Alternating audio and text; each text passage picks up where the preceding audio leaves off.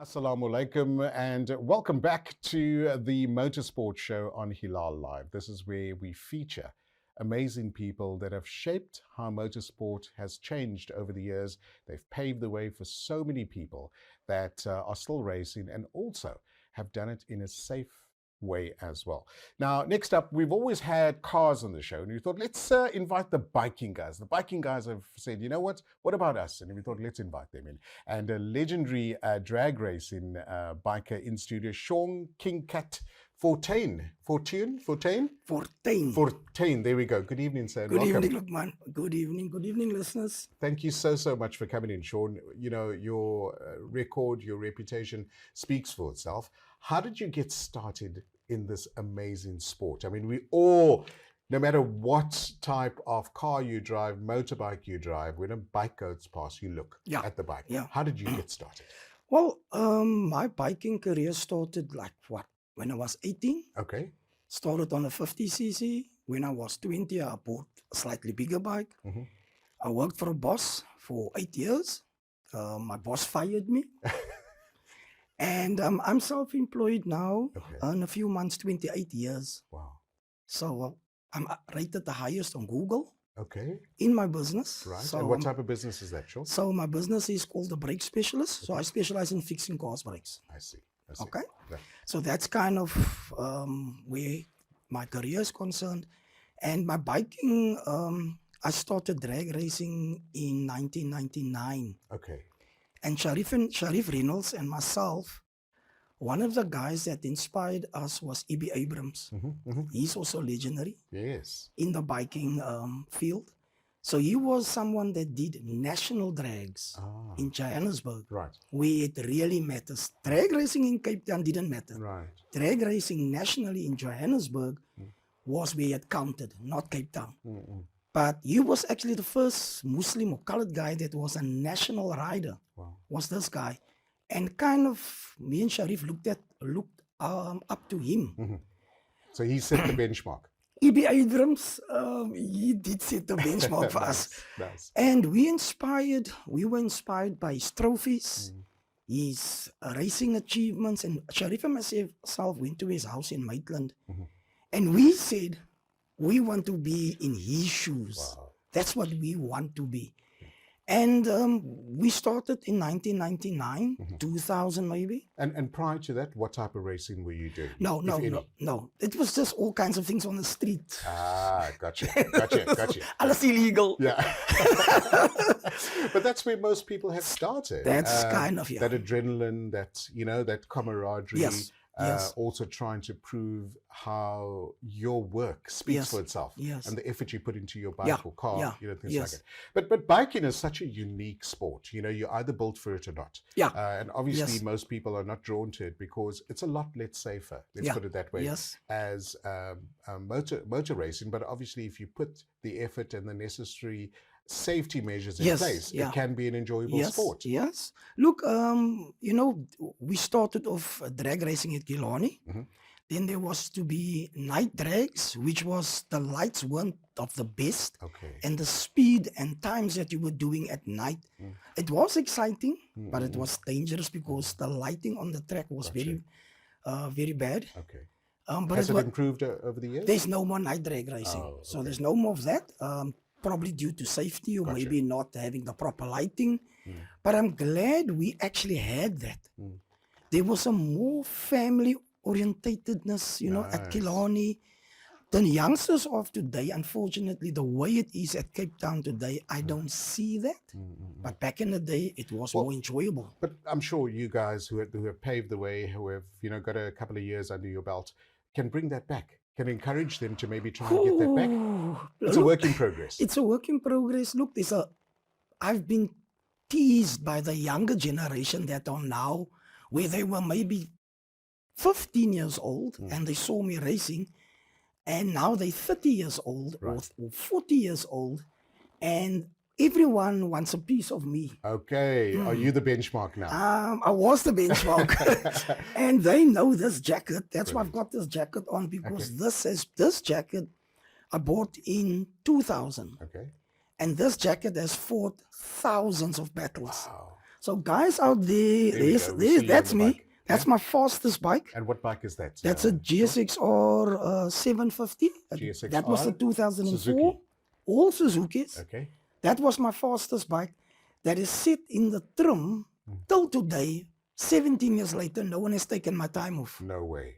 17 years later. That's amazing. That bike ran a 9.9 flat. There's certain levels that you can do bikes. Right. So I always tell people for the trim the bike was in, 17 years later, 9.9 flat has not been taken off. My gosh. That's amazing. They are trying, Congratulations. thank you, they're trying, but they're not getting there. So tell me, how does the world of drag racing in the bikes work? I mean, what are the various rules and regulations that you have here to? Okay, look, there's just been so many rules over the amount of years that I've been that it's unbelievable. Okay. The rules got change and change and change and change, and it's been thousands of rules.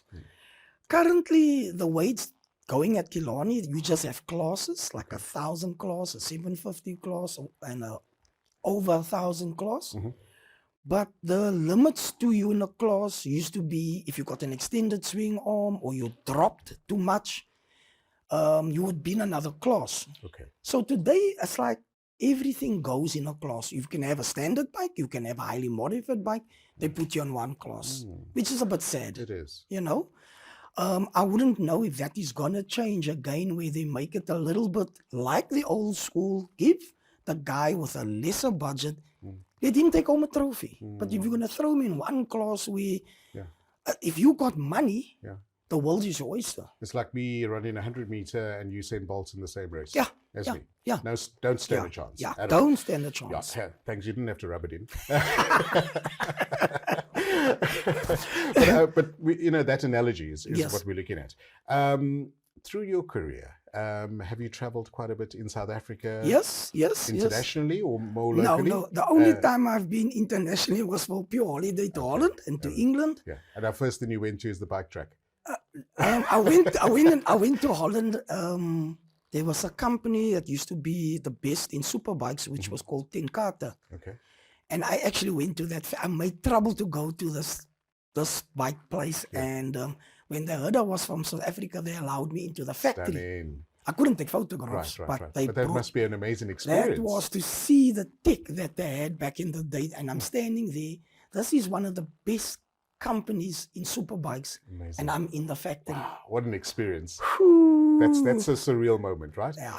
What are some of your highlights that I can imagine with so many races under your belt? But if you think about it, right, there's a lot of competition, and we got to interview Sharif a bit later as well, where you guys have this competition, love-hate relationship. Sharif Reynolds and myself, we have a love-hate relationship. And we're going to open up the WhatsApp line as well. If you'd like to correspond with us, be part of the show. Let us know your thoughts about Shaun that we've got in studio. Maybe you've raced against him. You've met him, 079 085 2511. You're welcome to send us your WhatsApps and we'll read them out. But what are some of the highlights that you would like to tell our audience about? Some of the highlights for me was racing at Talton on a national level. Right. Where's Talton again? Talton was in Johannesburg. Johannesburg, yes. Sharif Reynolds, his brother Faisal Reynolds and myself, we went a few times and we raced with national guys that was the top of the pops. In South Africa. Right. So, because remember, I told you, Cape Town, there was nothing. Gotcha. The levels were Johannesburg. And we raced with some of the top class guys. So that was like highlights for me. Wow. Highlight in Cape Town was this particular bike I owned in 2004. And this bike was something amazing. And my tuner was Julian from Superbike Solutions, which is still my tuner today for the last 20 years. So that's Julian Superbike Solutions for you there. And that bike, with Julian helping me and getting to understand this bike I had, there was just something magic about this bike. And that bike went under 10 seconds. So any of the guys with 600s and 750s, to be under 10 seconds was the golden benchmark to reach under 10 seconds. So to say you got a 9 second, because you're not going to get an 8 second on a 750. So in the 9s. And that 750 in 2009, I think, the times was just coming down. And in 2009, I think that bike reached its peak of where I could get it with no engine modifications, not a stupid bank balance. It was just pure talent, a beautiful setup, not a lot of money. 17 years later, people have not taken off a time with a bike that came at that time that ran a 9.9 flat. Well, that's phenomenal. Almost time. Unfortunately, I'd love to chat to you more. What last advice would you have for those that would like to get into the sport? Get to know your bike. Get to know your bike. It's no use you just having money and throwing at it and running from one place to a next and one place to a next. You need to make sure to understand your bike. It's not always about the money. Right. It's about setup, getting to know your bike, and that is what I haven't raced at Killarney for 8.5 years. I haven't raced because of my age. Okay. 49 in June. July I turned 50. So at 50 you need a special license. I see. You need a certificate, which I didn't go. Gotcha. Last year was 8.5 years later, and it was not a MSA event. It was just a normal event. Came back after 8 years. I ran a 10.3. And on that same bike, I ran a 10 flat. So I was 300th of a second off my pace. Wow. 8.5 years later. Wow. Lovely WhatsApp. I hate to stop you, but the WhatsApp that come through, the legends, me and Kachi, they call you, Yeah, Kachi, had some great races between us. Looking forward to some more. Cut. Much love, Nicola. Yeah. Great stuff. Thank you for coming in. That's my lady competitive. Okay. Thank you so much for coming in. Thank you. It's been an absolute pleasure. Thank you, guys. Speaking to you. We'd love to have you back on the show. Keep Keep flying the South African flag high and doing what you do, and all the very best. Thanks so much, Shaun. Thank So you. there we go. Shaun Kikkat Fortuin in studio, and we're going to have another legend, Sharif, a bit later. And after the break, we feature a local garage that also gets involved in the motor industry. You are still watching the Motorsport Show on Hilaal Live.